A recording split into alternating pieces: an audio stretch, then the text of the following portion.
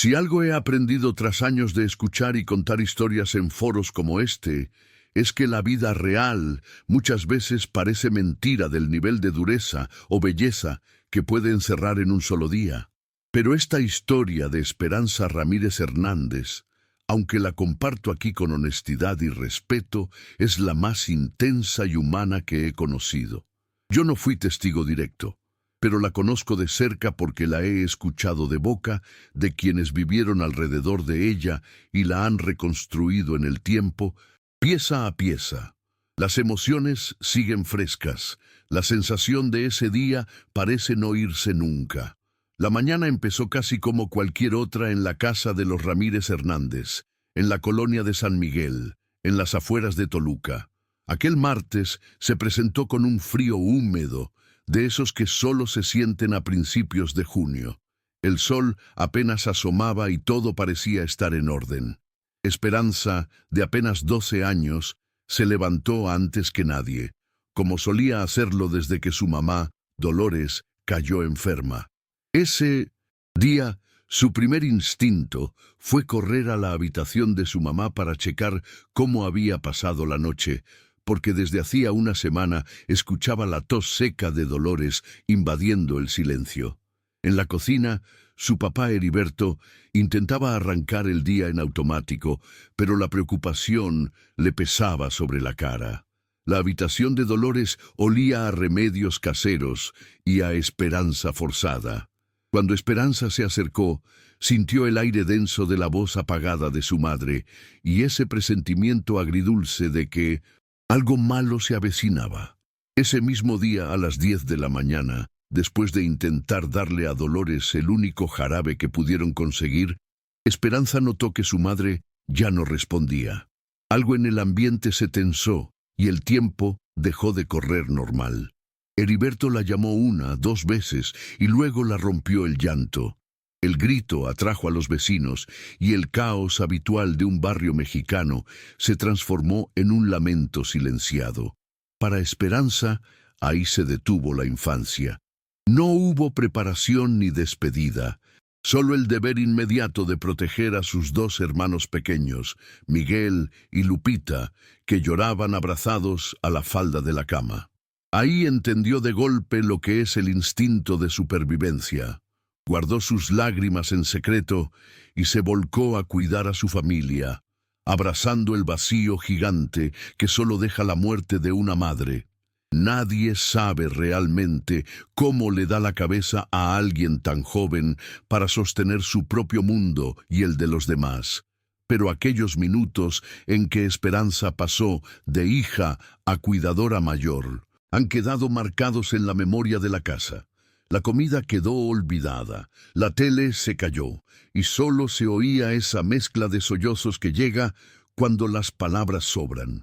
Heriberto intentó sumergirse en asuntos prácticos, como preparar a Dolores para el último viaje al panteón, pero sus manos temblaban tanto que hasta atar los zapatos le costaba. En ese momento, Esperanza sintió la necesidad de ser fuerte no porque quisiera, sino porque entendía que si ella caía, todos los demás la seguirían. Al terminar el sepelio de Dolores esa misma tarde, la casa quedó más fría y vacía de todo lo que antes la había hecho hogar. Ahí fue donde entró en escena Joaquín, el abuelo, que llegó ese día vestido con su usual sombrero gastado y esa presencia imponente que nunca gustó del todo a nadie. Dijo que venía a ayudar. La realidad era que su llegada traía otra forma de sombra, una que nadie pudo ver venir. En los primeros momentos, Esperanza no se sintió cómoda, pero el cansancio pudo más. Se encerró en 1900 el cuarto con sus hermanos, intentando descifrar cómo cuidar a Lupita, que lloraba hasta quedarse dormida con el abrazo de su hermana. A pesar del miedo y la tristeza, el deber de cuidar a los suyos la mantenía despierta, casi en modo automático. Mientras la noche avanzaba y el barrio volvía a ese silencio espeso que solo se siente después de una muerte, Joaquín merodeaba por la casa, con un paso que no tenía prisa ni rumbo claro. Si algo sentía Esperanza mientras fingía dormir, era que algo no estaba bien, que su abuelo, aunque había traído pan y café a la mesa, arrastraba algo que no pertenecía ahí. Esa noche, Joaquín aprovechó la vulnerabilidad de Esperanza, argumentando que la cuidaría y que nadie debía enterarse de las cosas de los adultos. El abuso llegó así, con la crudeza e insignificancia de un acto cotidiano, pero con la marca imborrable de la traición. Nadie escuchó nada, nadie vio nada. El dolor se volvió un secreto, como si Esperanza hubiera decidido borrar esa escena para proteger a Miguel, a Lupita y a su padre, aunque por dentro algo se rompía para siempre. Describir cómo siguieron las horas después de ese primer abuso es imposible sin que se sienta el nudo en el estómago. Esperanza pasó la madrugada en vela, mirando la sombra de la puerta cerrada, convenciéndose a sí misma de que su silencio era lo único que le quedaba para que nadie sufriera más. Mientras Miguel y Lupita dormían profundamente, ajenos al mundo, Esperanza pensaba y repensaba si lo que acababa de pasar era real, si debía hablar, si tenía la culpa por algo que ni siquiera entendía. Joaquín, por su parte, actuaba como si nada, acostumbrado a imponer ese miedo silencioso que muchos adultos usan para mantener a raya a los niños. Con el correr del día, la casa empezó a llenarse de los tíos que venían a dar el pésame o ayudar con la limpieza. Esperanza, con una herida interna que ninguno podía ver, se aferró al trabajo doméstico como ancla para no quebrarse.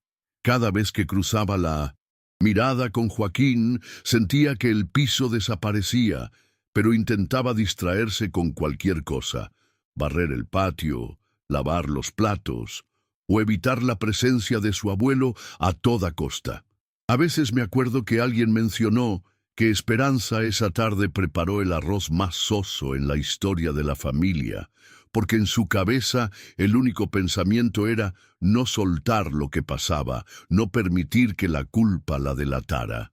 Heriberto, sin saber cómo actuar frente a la ausencia de su esposa y el dolor evidente de sus hijos, solo se sumergía cada vez más en el trabajo del día a día. Pero la presencia de Joaquín era una nube densa en la casa, difícil de ignorar. No fue sino hasta pasada la hora de la cena, cuando Miguel se lastimó jugando y comenzó a llorar desconsolado, que Heriberto fue al cuarto de los niños y notó la mirada asustada de Esperanza. En ese gesto, dicen los que lo vieron, Heriberto entendió que algo no estaba bien. Él no supo qué, pero reconoció la desesperación y la vergüenza no propia de una niña ante un simple regaño. Heriberto se quedó más rato que de costumbre revisando a cada uno y en un silencio incómodo puso una silla junto a la puerta. A esa hora el ambiente era espeso y todos protegían sus propios secretos. Las horas siguientes fueron confusas y llenas de pequeños detalles que solo la gente con el corazón destruido suele notar. El ruido de los platos que se lavaban 2 veces, la mesa arreglada y desarreglada, el olor a café recalentado mezclado con perfume barato. Nadie hablaba, solo se cruzaban miradas nerviosas o evadidas.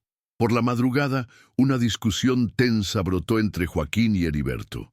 No hicieron falta palabras para darse cuenta de que Heriberto había sentido en el ambiente lo que no lograba nombrar. La tensión subió de inmediato, y lo que arrancó como un reclamo se transformó en un forcejeo frente a la puerta principal. Nadie lo presenció exactamente, pero sí vieron la sangre en la entrada y el grito ronco de Heriberto que rompió el silencio. Heriberto, envuelto en lágrimas y confusión, había terminado con la vida de Joaquín. No fue por venganza, sino por un acto de desesperación absoluta. Aquel momento quedó grabado a fuego: la culpa, el miedo, la rabia y ese alivio culposo de saber que el peligro inmediato había terminado. Lo que siguió en ese día fue una mezcla de tragedia y pacto familiar. Heriberto, sabiendo que nunca podría explicar lo que había pasado sin destrozar a sus hijos, pidió ayuda a Consuelo, la tía de los niños. Entre ambos arreglaron todo para que pareciera que Joaquín se había resbalado al salir de la casa durante la madrugada. Nadie preguntó demasiado, porque la familia llevaba varias semanas exhausta y fracturada. El cuerpo de Joaquín fue llevado al velatorio casi en secreto esa misma noche y nunca más se habló del asunto. Lupita y Miguel lo asumieron como otro accidente. Esperanza guardó el secreto y encontró ahí su primera lección de cómo el silencio puede ser la única salvación. En la calma surrealista que llega después de varias horas de miedo y dolor, Esperanza se quedó viendo la calle por la ventana, sin entender del todo lo que acababa de pasarle a su vida. No hubo alivio, solo un hueco extraño y mucha soledad. Heriberto se juró no volver a dejar que el dolor lo superara, mientras Consuelo se encargó de la casa y los niños por varios días. Esa noche, Esperanza durmió por primera vez, sabiendo que algo terminó, pero sin saber si era mejor o peor que todo lo anterior. Nadie en la familia pudo jamás ponerle palabras a lo que pasó ese día. Desde entonces, los recuerdos quedan flotando en el aire cada vez que alguno regresa a esa casa vieja de San Miguel. Hasta el día de hoy, nadie se explica del todo cómo soportaron tanto dolor en tan poco tiempo y cómo, de alguna forma, siguieron adelante. Esa madrugada, tras la muerte de Joaquín y el pacto silencioso entre Heriberto y Consuelo, la vida en la casa de los Ramírez Hernández pareció entrar en una especie de limbo. Los días siguientes se deslizaron uno tras otro, pesados como piedras. Consuelo asumió la cocina y el cuidado de los pequeños, y Heriberto se ausentaba por horas, primero justificándose con asuntos del taller, pero realmente buscando perderse más allá de los límites del barrio. Esperanza se aferraba al nuevo rol impuesto, acudiendo con Lupita de la mano al colegio, preparando la comida para todos y evitando mirar la silla vacía que Joaquín solía ocupar en la mesa. A veces, por las noches, sentía el cuerpo temblar de frío o de miedo, no lo sabía distinguir, y se mordía el labio para no llorar. Era como si una fina neblina se hubiera instalado entre ella y el mundo, una película que la separaba de la realidad. Intentó, durante semanas, recuperar el sonido de su risa que alguna vez había llenado el patio, pero esa música le parecía ajena. Cada vez que veía a su padre detenidamente, reconocía en sus ojos ese cansancio que también arrastraba ella. Ambos compartían el secreto peso de algo que debía olvidarse, pero que nunca terminaba de irse. El paso del tiempo fue imponiendo nuevas rutinas. Llegaron los meses lluviosos y la escuela volvió a abrir sus puertas con los boletines de calificaciones pegados afuera. Esperanza era una de las mejores alumnas, aunque su maestro, don Julián, notaba que su mirada había endurecido, como si hubiera aprendido demasiado pronto que no hay refugio seguro. En clase, la niña respondía siempre correcta, casi mecánicamente, y evitaba cualquier comentario personal. Un día, después de clases, don Julián la retuvo para darle unos libros viejos que ya nadie leía. «Para que sigas aprendiendo, Esperanza», le dijo con una sonrisa cansada. Ella agradeció sin levantar la vista y se aferró a los libros con la misma intensidad con que en casa sujetaba la mano de Lupita cuando tenía miedo. Por las noches, bajo la débil luz de la lámpara de queroseno, se sumergía en las historias de otros mundos, imaginando que podía ser invisible, volar o simplemente despertar en una familia diferente, una donde nadie supiera nada de dolor. Fue en esos meses cuando nació su amor por la lectura, cuando entendió que los libros, a diferencia de los adultos, nunca la traicionarían. Mientras tanto, Heriberto hizo un esfuerzo por acercarse a sus hijos, pero rápidamente se chocaba con el muro de la culpa y la ausencia de Dolores. A veces intentaba peinar el cabello de Lupita, solo para que la niña se quejara de la torpeza de sus dedos. Con Miguel, buscaba partidos de fútbol improvisados en el patio, aunque el niño, callado, prefería refugiarse en el dibujo. Pero era con Esperanza donde la distancia era más notoria. Heriberto la observaba ordenar la casa y llevar las cuentas del gasto como una adulta diminuta, y cada gesto suyo le recordaba a Dolores, no solo en el cabello oscuro y en la risa perdida, sino en esa fuerza silenciosa que ahora la estaba endureciendo. Una noche, cuando Consuelo ya dormía y los niños pequeños también, Heriberto se acercó a la cama de Esperanza, tocó la puerta con suavidad y entró. «¿Estás bien, hija?», preguntó al susurro. Esperanza fingió estar dormida. Él se quedó sentado a los pies de la cama unos minutos, mirando el techo y peleando internamente con las palabras que nunca saldrían. Después de un rato se levantó y se fue, sintiendo por primera vez que había perdido a su hija mayor mucho antes de lo que imaginaba. Con el regreso de la normalidad aparente, también aparecieron los rumores. En el 112 barrio, con la muerte de Dolores tan reciente y el desenlace repentino de Joaquín, la gente comenzó a susurrar que si la casa de los Ramírez estaba maldita, que si Heriberto había dejado abierta la puerta la noche que Joaquín cayó, que si Consuelo había llegado demasiado pronto. Los rumores le rozaban a Esperanza como el viento, molestos pero soportables.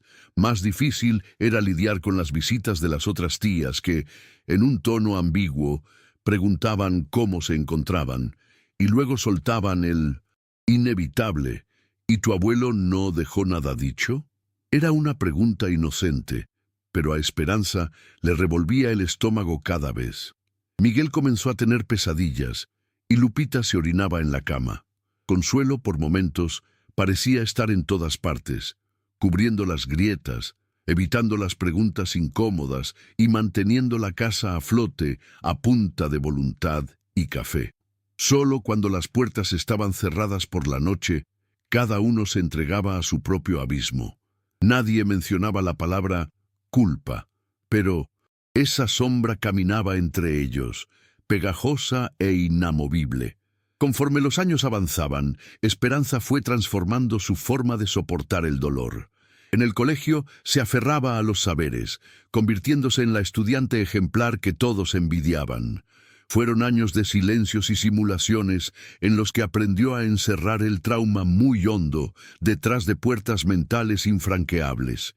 A veces, cuando algún compañero rompía a llorar por trivialidades, ella sentía ganas de gritárselo todo, que no había dolor más grande que el que no tiene palabras, que hay tristezas que no terminan cuando dejan de llorarse, y que la vida puede ser terriblemente injusta. Pero callaba. Se convencía de que era mejor así, de que nadie podría entender de verdad lo que se sentía despertar durante meses con miedo, o de comer en una mesa donde todos miran sin verse.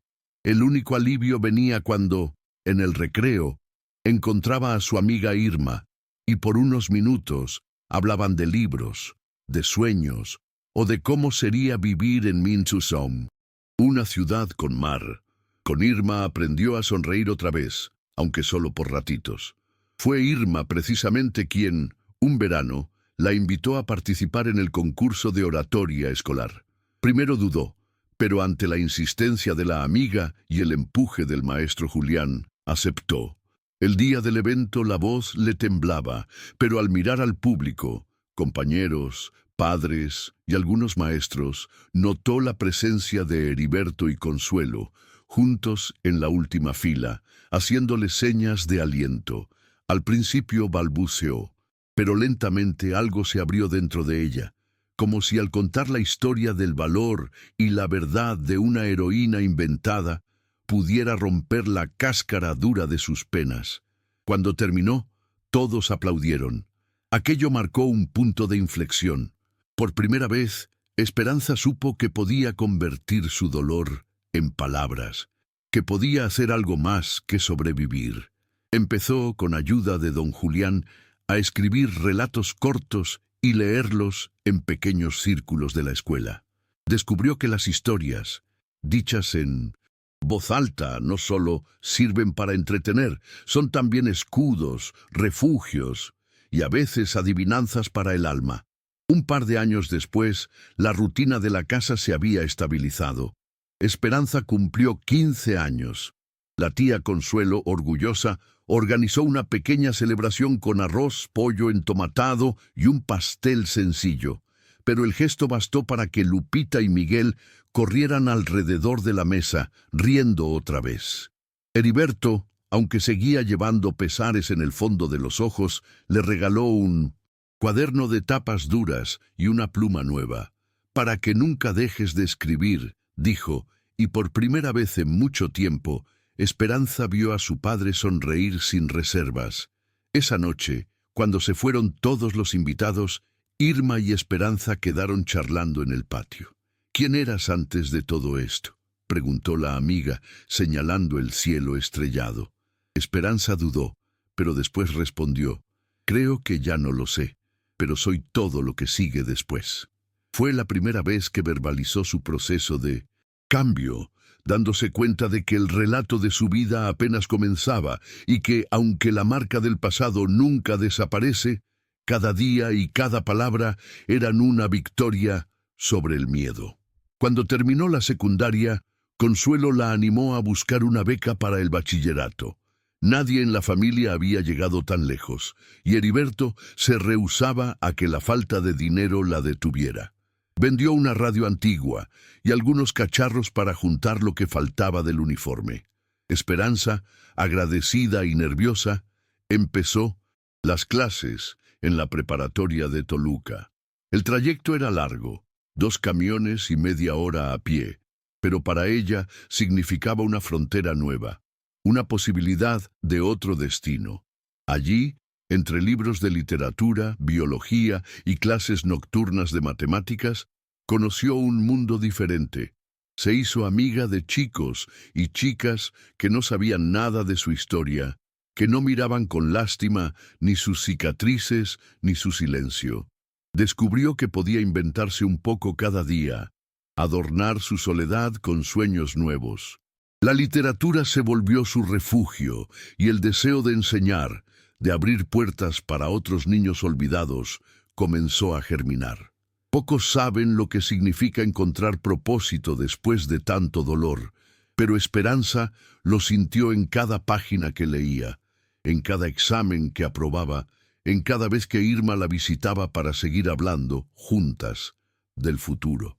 Fue durante esa época que la familia recibió una visita inesperada. Un primo lejano de Dolores llegó desde la capital, buscando a Heriberto para entregar unos papeles relacionados con un terreno familiar. Al principio, el trámite pareció rutinario, pero, escarbando entre recuerdos y viejas cartas, Esperanza encontró en una caja olvidada una libreta que su madre escribía antes de morir. Era un diario, con pocas entradas, pero cada línea rebosaba cariño y ansiedad al mismo tiempo. Había páginas dedicadas a cada uno de sus hijos, consejos aptos para el futuro, recetas para calmar la tos, frases de aliento sobre el miedo y la importancia de la honestidad. Esperanza lloró al leerlo, pero algo de ese amor materno se quedó con ella como un bálsamo. A partir de entonces, cada vez que dudaba, recurría a esa voz escrita, sintiendo cerca a Dolores en cada decisión. Fue también en esas páginas donde leyó por primera vez que el amor puede ser más terco que el dolor, que a veces la esperanza se siembra sin saberlo y florece donde menos se espera. Al poco tiempo, Miguel, el hermano menor, comenzó a rebelarse.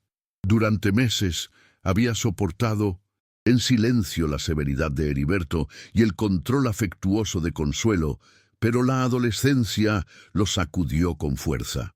Se escapaba por las noches, regresando con los pantalones sucios y la voz difusa. Esperanza comprendía su inquietud, pero temía por él, consciente de los peligros velados en las calles de Toluca. Una noche discutieron. Miguel gritó que estaba harto, que no quería ser el niño triste de la familia. Lupita, entonces, comenzó a llorar, y Heriberto levantó la voz por primera vez en 1909. Años, la tensión casi se desborda, hasta que Consuelo se impuso y pidió calma. Esa crisis sirvió para que todos ventilaran lo guardado durante tanto tiempo. Aunque el enojo permaneció unos días, algo empezó a ceder. Abrieron un poco más el diálogo. Se animaron a decirse verdades amargas y prometerse, aunque torpemente, que ninguno volvería a estar solo ante el dolor. Fue la primera vez en años que la familia se sintió más fuerte, incluso en medio de los desacuerdos.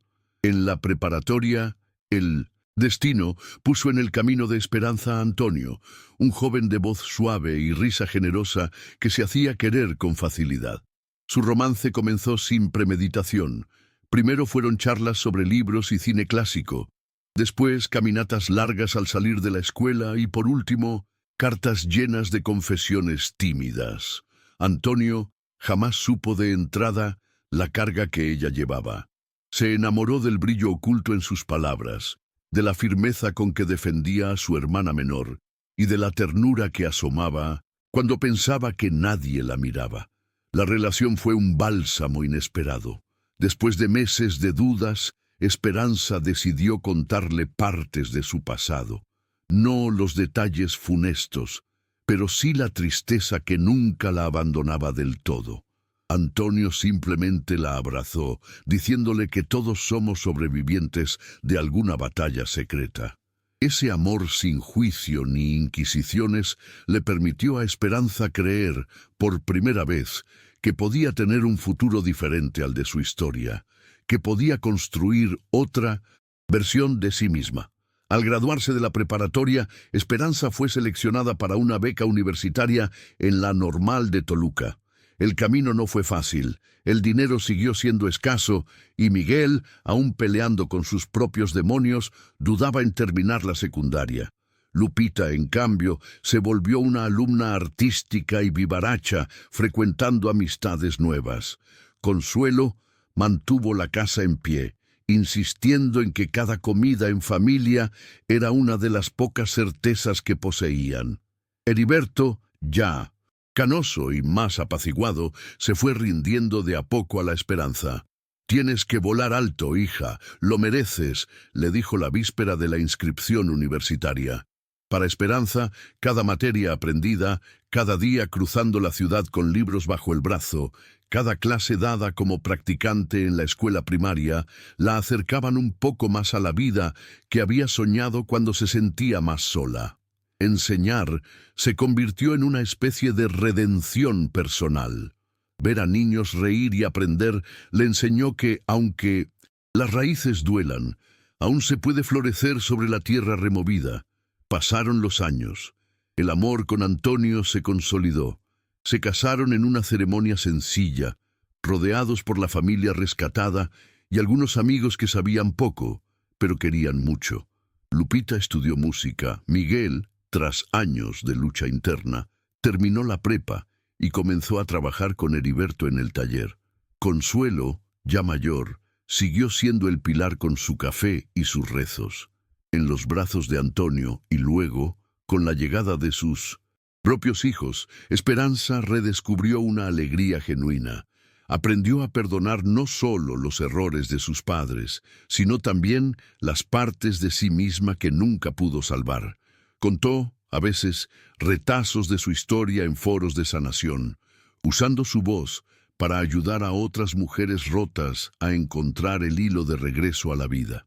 Nunca dijo nombres ni fechas exactas, pero en cada palabra lanzada al viento iba parte de su cicatriz y parte de su alegría nueva. Entendió, al fin, que la esperanza no es la negación del dolor, sino la voluntad de seguir andando, paso a paso, aun cuando el pasado arda detrás.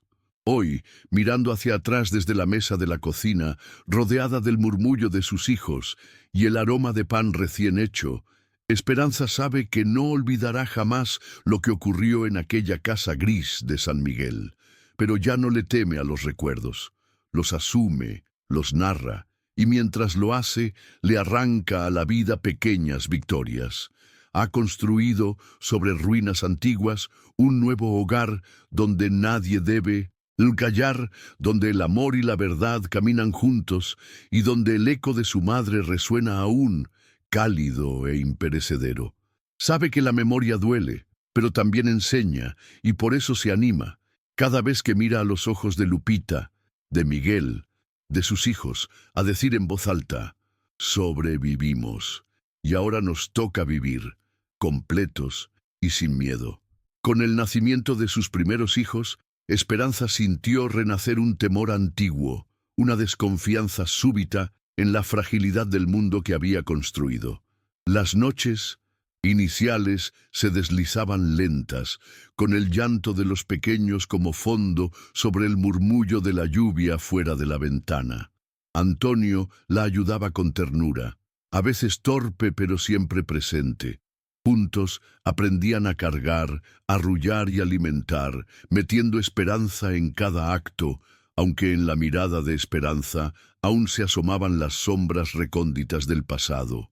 A pesar de los miedos, había en esos días una dulzura inédita: el primer baño, la sonrisa soñolienta de la niña sobre su pecho, el asombro de Miguel y Lupita, ya adolescentes, aprendiendo a ser tíos. La tía Consuelo, aunque más lenta de pasos, volvía a la casa para cocinar atole y supervisar todo con el ojo agudo de quien ya ha criado generaciones. Cada gesto de cuidado tejía un velo de protección sobre la familia, y Esperanza sintió por momentos que realmente era posible proteger lo más sagrado a pesar de las heridas antiguas. La vida cotidiana se fue construyendo sobre esas pequeñas certezas. El desayuno compartido antes de que Antonio saliera al trabajo, los juegos en la sala improvisada, las tardes de tarea y cuentos leídos al pie de la cama. Cuando Esperanza volvió a dar clases, lo hizo primero en un turno matutino reducido, temblorosa de culpa por separarse de sus hijos, pero convencida de la importancia de mantener la pasión encendida. En el aula, con sus propios alumnos, se sorprendió reconociéndose en los ojos curiosos y las risas nerviosas.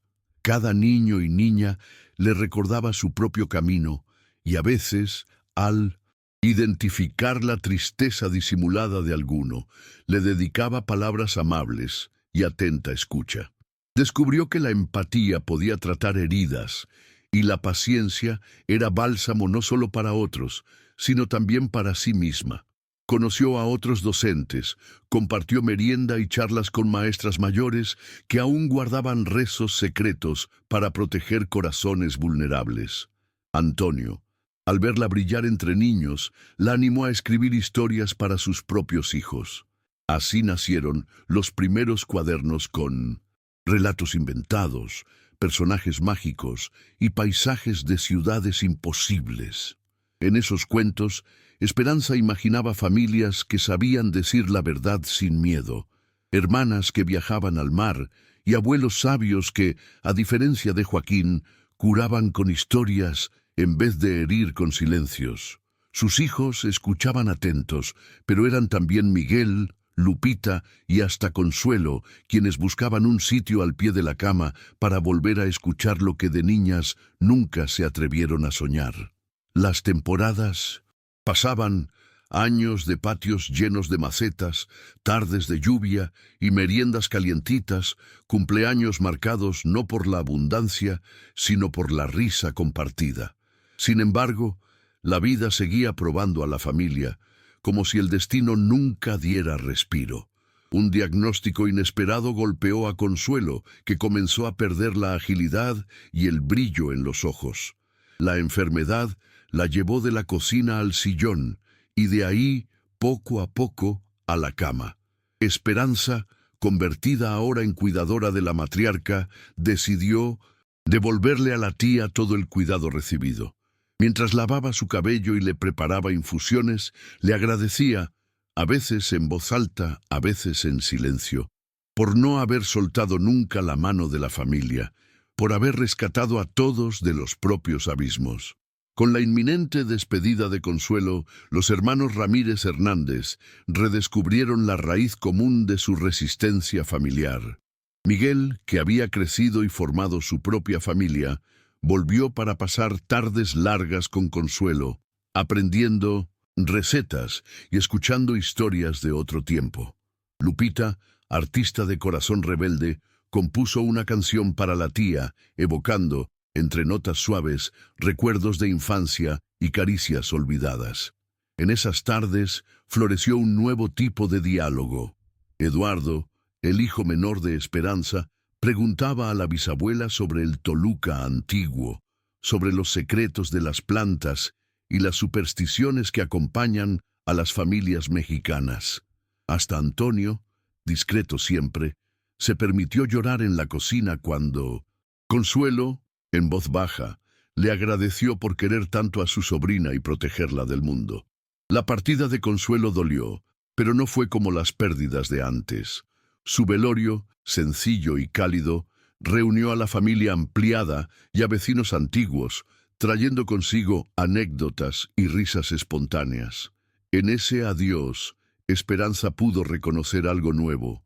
Por primera vez, el dolor no derivaba de la culpa ni del horror, sino de la gratitud.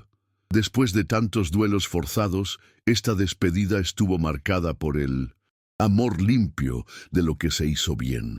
Consuelo dejó una colección de cartas y recetarios para cada nieto y sobrina.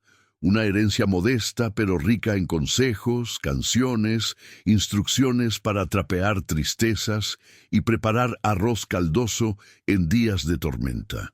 En la noche, tras el luto, la familia comió sentada en torno a la vieja mesa y brindó con café, prometiéndose no olvidar nunca el remanso que había significado Consuelo. Pasado el duelo, Lupita recibió una invitación para exponer su arte en la capital. La ocasión reunió a toda la familia en un departamento pequeño y luminoso donde las paredes se vistieron de cuadros que desbordaban vivos colores y sombras sutiles. En cada lienzo había jirones reconocibles de la niñez compartida, imágenes de la casa en San Miguel, árboles marchitos y ventanas abiertas a cielos repletos de estrellas. Durante la exposición, Esperanza escuchó a su hija mayor describir ante los visitantes lo que significaba crecer entre dolores y esperanzas, y se sintió orgullosa de ver cómo su hermana había hecho del arte no solo un vehículo de escape, sino de encuentro. Al final de la velada, Antonio, Esperanza y sus hijos caminaban por las calles de la ciudad bajo un manto de silencios agradecidos, celebrando la vida y los ciclos cumplidos. La casa vieja de San Miguel se fue quedando sola, pero cada verano la familia regresaba a barrerla, a limpiar los rincones y a recordar. Durante uno de esos viajes, Esperanza se encontró con la antigua vecina, doña Martita, quien le confesó que durante años había rezado por ellos sin saber qué tragedia los rodeaba. Ambas se sentaron en el patio cubierto de polvo y entre tazas de café y nostalgia, Esperanza contó, por fin, su versión de la infancia, lo que el miedo calló, lo que el amor rescató y lo que aún quedaba por sanar. Martita, vieja sabia del barrio, la escuchó en silencio y al final la abrazó diciendo que las casas viejas guardan secretos, pero también bendiciones de quien sabe sobrevivir. A partir de ese día, Esperanza dejó de sentir vergüenza cuando cruzaba el umbral de la casa abandonada y transformó la visita anual en un ritual de memoria, fiesta y sanación. Con sus hijos ya mayores, Esperanza volvió a encontrar tiempo para el trabajo comunitario. Junto a otras mujeres del barrio, abrió un pequeño taller de lectura y escritura, invitando especialmente a quienes nunca tuvieron ocasión de poner en palabras sus pesares o ilusiones. Los martes por la tarde, la sala de su casa se Llenaba de madres, abuelas, jóvenes y hasta niños curiosos.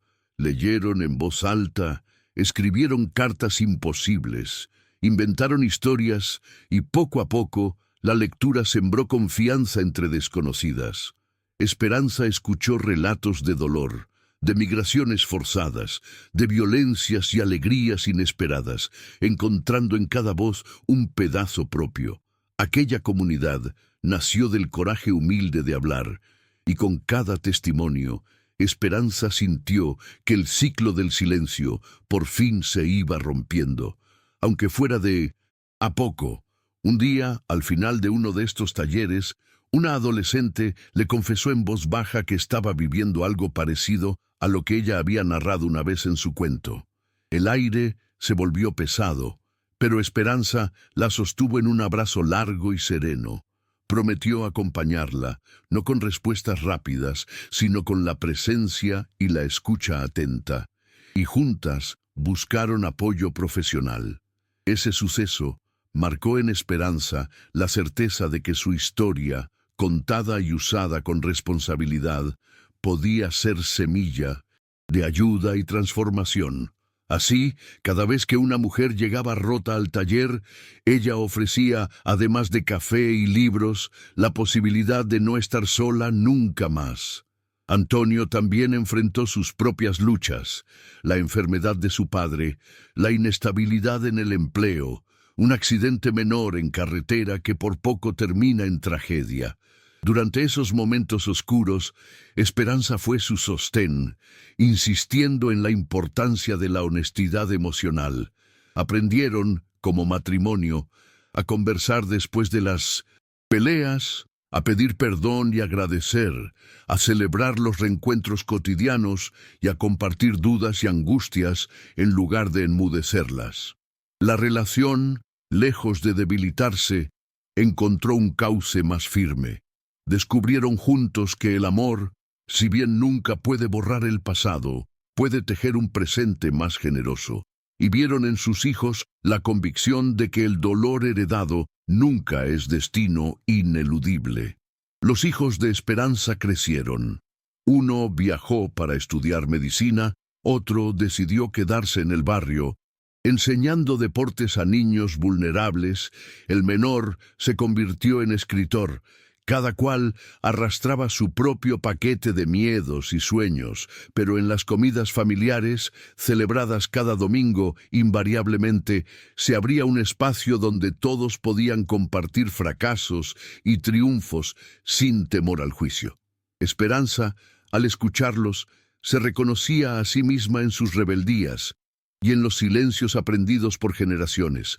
Cada sobremesa era oportunidad para recordar a Dolores, a Consuelo, a los ausentes y celebrar que pese a todo seguían juntos y vivos. Ya entrada en la madurez, un reconocimiento inesperado llegó a manos de Esperanza. La escuela donde trabajaba decidió rendirle homenaje por su trayectoria y su labor en el barrio. La ceremonia fue sencilla. Padres de familia, antiguos alumnos y compañeros de trabajo compartieron palabras y regalos simbólicos. Cuando le dieron el micrófono, Esperanza titubeó al principio, pero luego habló de aquello que nunca aparecía en los boletines. Valentía de permanecer, de construir paz donde hubo violencia, la bondad de los gestos pequeños y la importancia de las redes femeninas de cuidado. Su discurso terminó con una advertencia. Si la memoria duele, hay que usarla como abono para la esperanza. Nunca dejen de contarse la verdad. La ovación sincera reafirmó, en ella y en su familia, el valor de cada paso dado. En los últimos años, Esperanza decidió ordenar su historia por escrito. Dedicó mañanas a releer cartas, diarios y fotografías. Las tardes a escribir capítulos y recuerdos, cruzando datos y sensaciones. Revisó, rió y lloró. Cada escena dolorosa, cada encuentro milagroso. Se propuso ser honesta, pero también compasiva, sabiendo que narrar no es vengarse, sino comprender y dejar ir. Su libro, artesanal y lleno de tachaduras, no buscaba fama. sino permanencia. Era una ofrenda para quienes vengan después, un mapa del alma para no perderse en la noche. Finalmente, en una noche fresca de junio, con la familia reunida en la mesa, Esperanza entregó ejemplares de lo que llamó su memoria familiar a cada hijo y nieto. Los niños, curiosos, preguntaron por las fotos en blanco y negro. Los mayores compartieron lágrimas discretas.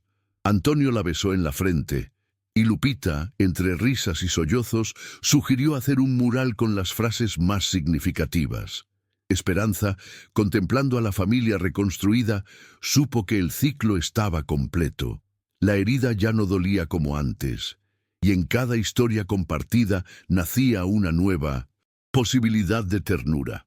Así, la casa, el barrio y la memoria florecieron alrededor de ella, y por primera vez, Esperanza se sintió en paz con todo lo vivido y por vivir.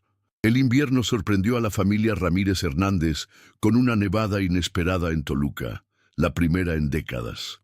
Todos se reunieron una tarde de domingo para ver cómo el barrio se cubría de un manto blanco, mientras el aire frío traía consigo memorias de otros inviernos, menos plácidos. Esperanza preparó chocolate caliente en la vieja olla de consuelo y llamó a los hijos y nietos a la pequeña terraza, donde improvisaron muñecos de nieve y guerras de bolas heladas, entre risas que borraban toda pesadumbre. Miguel, ya encanecido, trajo una guitarra, tocando melodías populares mientras Lupita cantaba tonadas que aprendió de su tía.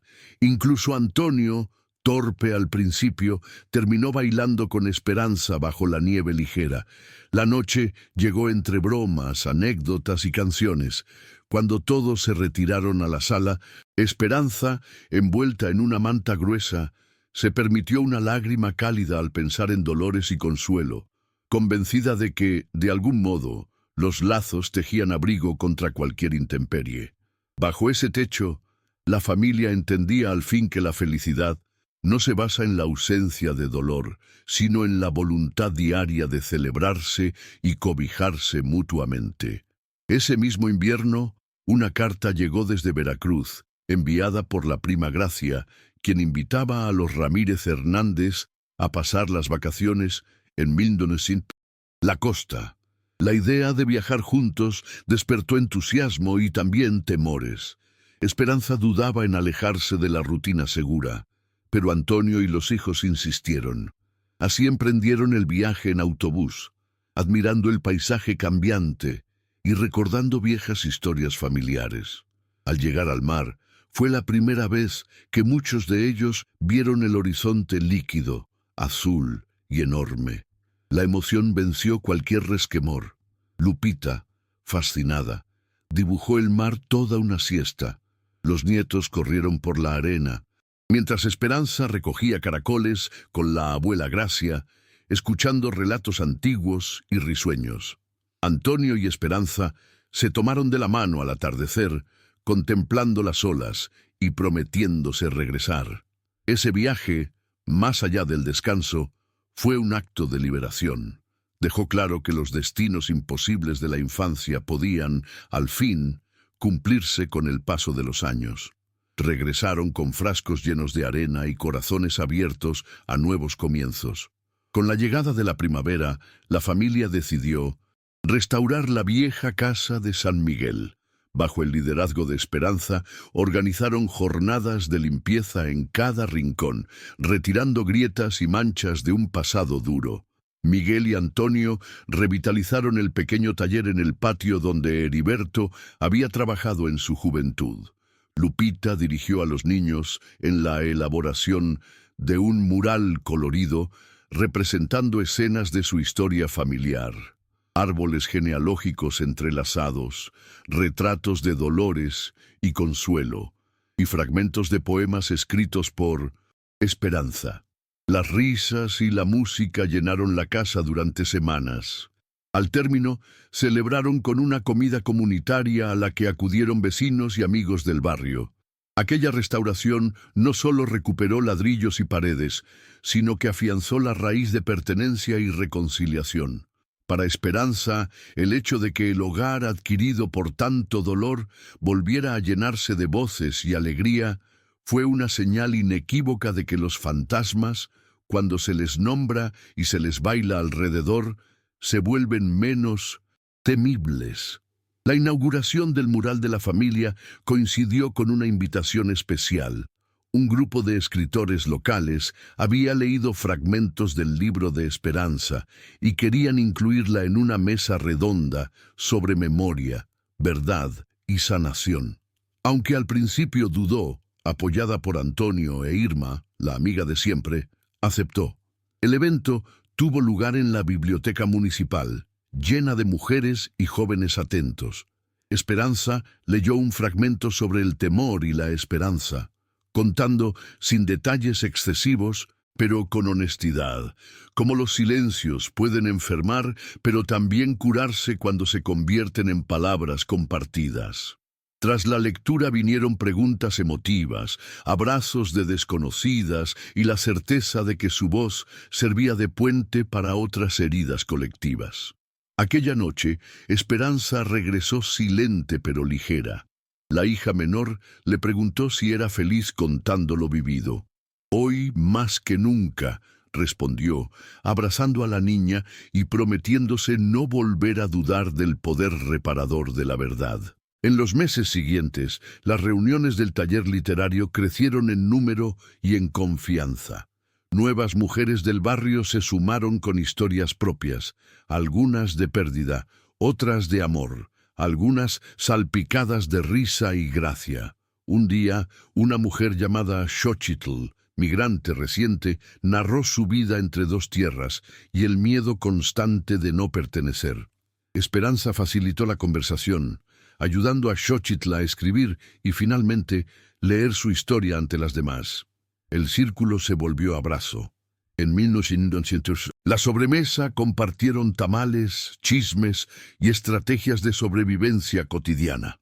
La sala de Esperanza se convirtió así en un refugio inesperado donde se tejieron amistades, se sanaron heridas y floreció la esperanza. Los nietos preguntaban, a veces, ¿por qué tantas mujeres venían a la casa? Esperanza les decía que estaban aprendiendo juntas a encontrar su voz y que esa era en sí misma una gran victoria cotidiana. En uno de los domingos familiares, un acontecimiento inesperado sacudió las bases del hogar. El nieto mayor de Esperanza confesó que quería mudarse a Ciudad de México para estudiar fotografía. Hubo silencio al principio, dudas, temores ancestrales sobre la lejanía. Pero los hijos de Esperanza, recordando las palabras de su madre sobre la importancia de confiar y dejar volar, apoyaron su decisión. Organizaron una comida de despedida en la vieja casa de San Miguel. Entre bromas y consejos, entregaron al joven una cámara que Antonio había guardado desde sus días de estudiante. Esperanza ocultó el nudo en la garganta mientras lo abrazaba, recordando a su propia madre y la promesa de sembrar esperanza. El día de la partida, toda la familia fue a despedirlo a la terminal. El joven prometió enviar fotos cada mes, y mientras el autobús partía, Esperanza comprendió que las alas bien formadas solo demuestran su fuerza cuando se usan, y que el amor verdadero nunca retiene, solo acompaña. A partir de entonces, las fotografías del nieto se convirtieron en un ritual esperado.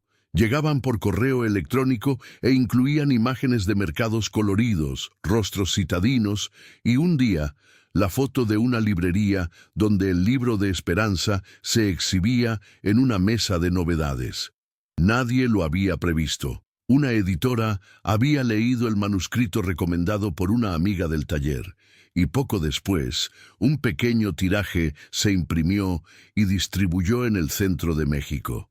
Sin mayor aspaviento, la novela Memoria comenzó a leerse en bibliotecas de pueblos y ciudades, y Esperanza recibió cartas de lectores, algunas agradeciendo, otras narrando vidas paralelas. Para la familia significó un orgullo silencioso. Para ella, una confirmación humilde de que los relatos honestos, al igual que las plantas sembradas con amor, florecen más allá del propio jardín. No hubo fama ni dinero, pero sí una red creciente de afectos y reconocimiento. La certeza de que todo lo doloroso valió la pena si podía alumbrar la vida de otros. Una madrugada, después de una fuerte lluvia, Lupita despertó sobresaltada por un sueño inquietante. Veía a Dolores caminar por el jardín, regando plantas y entonando la canción favorita de la infancia. Compartió el sueño con Esperanza, que lo recibió como un mensaje de calma y regreso a las raíces. Esa semana, ambas hermanas acordaron replantar el viejo huerto familiar con semillas de calabaza, jitomate y hierbas que Dolores solía utilizar en su cocina. Domingo tras domingo, las hijas, nietos y hasta Miguel, que había huido durante años del trabajo de la tierra, participaron en la siembra. Las cosechas, modestas primero, se volvieron motivo de fiesta. Compartían los frutos con vecinos y comían juntos en el patio como antes, sintiendo la presencia de sus muertas en el aroma de las hojas y el murmullo del viento. Así, la tierra se convirtió en memoria viva y las generaciones nuevas aprendieron a honrar con las manos a quienes las precedieron. En otro ciclo de cambios, Antonio recibió una oferta de trabajo en una escuela rural cercana. Aunque implicaba menos sueldo y más distancia diaria, la propuesta le tocó el corazón. Hacía tiempo que quería involucrarse en proyectos de educación en zonas más vulnerables. Esperanza lo animó a aceptar, convenciéndolo de que el servicio a los demás siempre deja cosechas invisibles, aun cuando no las reconozca el dinero. Antonio, entonces, renovó su vocación docente, y aunque las jornadas se volvieron más largas, cada anécdota traída a casa, de niños que cruzaban arroyos para aprender, de madres que tejían cuadernos a mano, enriquecía la vida familiar. Los hijos y nietos escuchaban sus relatos, haciéndose preguntas sobre desigualdad y solidaridad. Así, la familia descubrió que el verdadero bienestar no se mide por el tamaño del sueldo, sino por la hondura de las huellas que logramos dejar en otros caminos. Durante las últimas lluvias, una fuerte tormenta afectó la casa de San Miguel. Un árbol viejo cayó sobre una parte del techo, forzando a la familia a realizar reparaciones de emergencia. Durante las labores, los nietos encontraron en una viga húmeda unos papeles antiguos, cartas escritas por Heriberto a Dolores cuando aún eran novios. Los textos, llenos de sueños y ternura, emocionaron a Esperanza y Miguel. Vieron de nuevo a ese padre recio y herido bajo la luz amorosa de la juventud. Decidieron restaurar las cartas y en una gélida tarde de reparaciones leyeron en voz alta los fragmentos más entrañables frente a toda la familia. Las palabras de amor del pasado sanaron parte de las dolencias entre hijos y nietos, recordando que, incluso tras el paso del tiempo y el peso del dolor, el amor verdadero no desaparece, solo se transforma y permanece resguardado en las grietas menos pensadas. Poco antes de cumplir los 70 años, Esperanza organizó un gran encuentro familiar, anticipando la llegada de toda la descendencia repartida entre ciudades y países. Días antes, preparó un álbum digital con fotos de cada ciclo de la familia, imágenes de Dolores en el mercado, de Consuelo en el fogón, de Antonio y ella en la boda modesta, de hijos y nietos en fiestas, funerales y viajes. La noche de la reunión, la casa de San Miguel se llenó hasta el techo. Risas, platillos compartidos, juegos de infancia reeditados por los nietos y primos lejanos.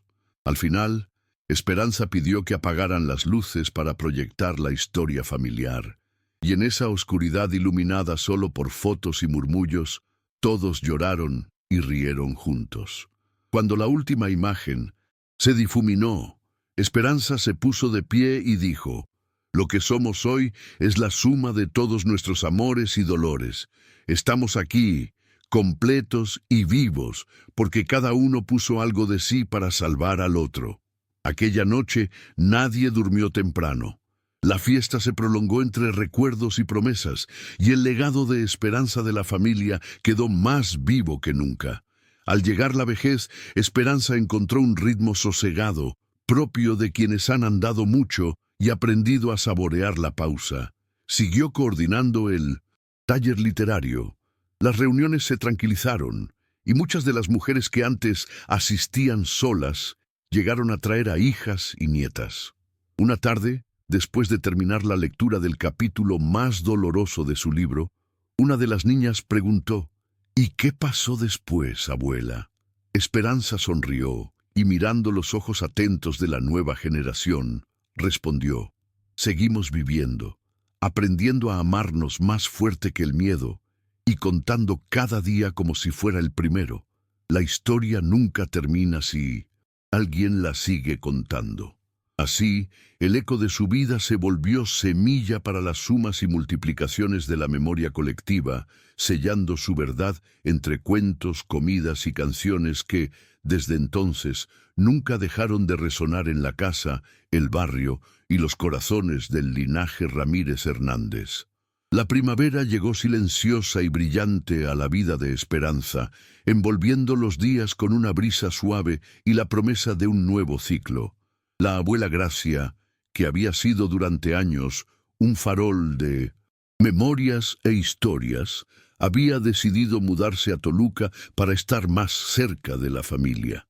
Aunque la noticia había tomado por sorpresa a todos, el anuncio fue recibido con alegría. El traslado de Gracia trajo consigo una maleta llena de cartas amarillentas, álbumes de fotos y reliquias familiares que hicieron revivir los ecos del pasado en el pequeño salón de la casa. Las tardes se convertían en improvisadas sesiones de cuento, donde los nietos, hijos y hasta los amigos del barrio escuchaban con atención las historias olvidadas y los relatos de tiempos mejores. Con cada anécdota, con cada recordatorio de amor y sacrificio, el legado de la familia se iba afianzando, abriendo nuevos caminos de reconocimiento y arraigo.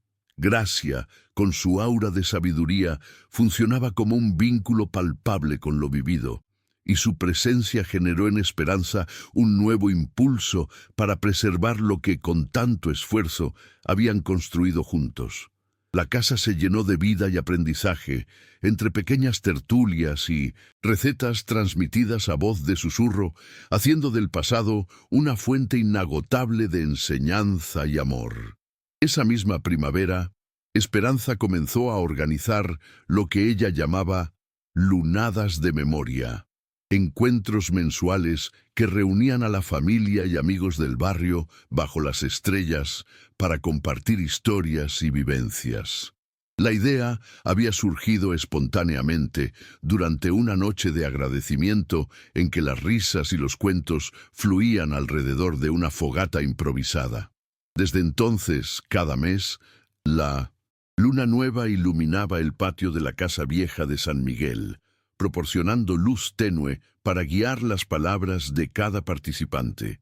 Jóvenes, ancianos y niños se alternaban en el uso del 13, el antiguo taburete familiar, para hablar sobre sus experiencias, sus luchas diarias y las lecciones aprendidas. En cada lunada se renovaba el compromiso con la verdad y el amor. Los cuchicheos se transformaban en susurros de solidaridad, las canciones en himnos de resistencia pasiva y alegría, las palabras en puentes sobre las divisiones del tiempo y el dolor. En estas noches especiales, todos sentían la conexión profunda de saberse parte de una comunidad viva y acogedora, repleta de historias interconectadas, haciendo que hasta el barrio parezca brillar con un nuevo sentido de pertenencia y autenticidad. Simultáneamente, Antonio vivía su propio renacimiento como docente en la comunidad rural, donde trabajaba impartiendo clases y organizando talleres para niños y adultos. A través de su quehacer, descubrió habilidades que tiempo atrás había olvidado: plantó árboles frutales con sus alumnos, formó un club de lectura para adultos y enseñó técnicas de conservación de agua a las familias del lugar. Para él, este trabajo se transformó en una misión gratificante, revelándole que la educación no solo se da en aulas, sino también en la vida cotidiana. Los cambios pequeños se acumulaban y hacían brotar sonrisas en las caritas curiosas de los niños y en los ojos agradecidos y hoscos de los adultos. Aquellos actos, aunque parezcan pequeños, lograban que cada día tenga un significado vibrante y profundo. Antonio regresaba cada tarde con nuevas anécdotas para contar junto a la mesa, mientras Esperanza escuchaba atenta y emocionada, conscientes ambos del poder inaudito del amor cuando se comparte sin restricciones. Sus hijos también asistían a estos momentos, y aunque algunos ya no vivían en la misma casa, siempre se aseguraban de formar parte de esos instantes valiosos, sabiendo que son los cimientos de su propia evolución como seres humanos íntegros y generosos. Entretanto, el taller literario coordinado por Esperanza florecía más que nunca. Las mujeres del barrio, que al principio eran reticentes, ahora asistían con amigos y familiares, deseosas de compartir su historia con otras personas. A lo largo de los meses, los relatos habían pasado de ser simples narraciones a convertirse en un verdadero coro de experiencias plurales y enriquecedoras. Algunas mujeres aprendieron a leer por primera vez, otras ganaron la confianza necesaria para escribir su propio relato, y muchas descubrieron en el arte de la palabra una forma de sanar heridas y encontrar empoderamiento. Lo que alguna vez fue un pequeño grupo destinado a una comunidad reservada, creció hasta convertirse en una voz resonante de unidad y poder, una fuerza positiva y transformadora que sorpresivamente trascendió las paredes de la casa. Con cada historia se reforzaba el compromiso social y se inspiraba a nuevas generaciones para continuar la tarea de contar, preservar y proteger sus propias verdades. Así, la Sala de Esperanza se volvía un vibrante taller de esperanzas, un refugio cálido en donde las mujeres del barrio encontraban y ofrecían soporte incondicional. Un día especial, Esperanza estuvo reflexionando sobre su vida bajo el árbol grande del patio. Contempló cómo, a través de historias, sus raíces se proyectaban en quienes la rodeaban. Pensó en todo lo que había aprendido durante años, la importancia de la resiliencia, la necesidad de cuidar del presente y la alegría de compartir los recuerdos. Tejió con paciencia y amor un tapiz de vivencias, hecho de narraciones y emociones compartidas. Y así, en una decisión que resultó en conciencia renovada y armonía profunda, la vida de Esperanza se centró en la enseñanza de esas lecciones invaluables, en un profundo sentido de gratitud por el presente que había logrado, y en un compromiso ilimitado de servir amorosamente a los demás. Aquella tarde, bajo la sombra refrescante de aquel gran árbol que había crecido con ella, pero al que nunca se había detenido a observar en detalle, Esperanza confirmó que la vida, con sus luces y sombras, no solo es digna de ser vivida, sino celebrada con toda la intensidad posible. En esa eterna conexión con su vivencia, la historia humana dialogaba con el significado profundo de pertenecer al todo. Sin embargo, con el paso del tiempo, algunos desafíos reaparecieron como pequeñas sombras del pasado. La salud de Gracia empezó a decaer, y aquella mujer fuerte que había acunado tantas generaciones entró al ocaso de su ciclo vital rodeada del cariño unánime de aquellos a quienes había amado con dedicación. Las visitas al médico se hicieron frecuentes. Esperanza multiplicó sus fuerzas entre el rol de cuidadora, madre y esposa. Tal como lo había hecho con Consuelo, cuidó de Gracia con devoción, agradeciendo cada momento compartido y aprendiendo cada día a interpretar los sutiles y frágiles oasis de calma que se presentaban entre tormentas. El amor y el cuidado fraternal fueron esenciales para atravesar la prueba, y la familia unida halló aliento y refugio en su red inolvidable de apoyo y respeto a Gracia, regalándole una despedida serena y amorosa, embellecida con canciones de antaño y fragmentos de cuentos que anidaban en el corazón de todos. En aquella habitación, frente a la sonrisa complaciente de Gracia, Esperanza entendió que el verdadero significado de vida no reside solo en las acciones de un solo individuo, sino en la suma de las almas cuyas manos rozan y sostienen en la trama inseparable del amor. Con la partida de Gracia, un nuevo espacio se abrió para la reflexión y el reencuentro personal. Platicando una tarde con Antonio, mientras el viento barría las hojas secas del jardín, Esperanza comentó que sentía retomar un proyecto detenido hace tiempo: escribir sobre los silencios y las voces de mujeres que a lo largo de la historia habían permanecido ocultas y sin reconocimiento. Esta vez, sin embargo, caminaba con el amor que había llegado a considerar tan ferozmente suyo al unir las piezas reunidas por tantas otras como ella. Antonio, siempre presente y comprensivo, la animó a iniciar aquella labor con firmeza y pasión renovada. Trabajando a menudo de noche, cuando el silencio se convertía en su aliado, Esperanza encontró en cada palabra la riqueza de la conexión humana. Con los años, había aprendido que el ser humano no puede ser simplemente comparsa de su propio destino. Necesita dejar un legado palpable, huellas de pasos largos para aquellos que vendrán después, y se propuso a no fallar en esta misión. Así, con el tiempo, el libro fue tomando forma. Las historias de mujeres se entrelazaban lentamente, entretejiendo vivencias únicas y poderosas y dando vida a relatos que no solo inspiraron a Esperanza, sino a las mujeres de su entorno y a las generaciones que las sucedieron. La historia nunca pudo haberse escrito sin el fuerte legado de aquellas que por el mundo dejaron su huella, cuyas voces resonaban en cada párrafo.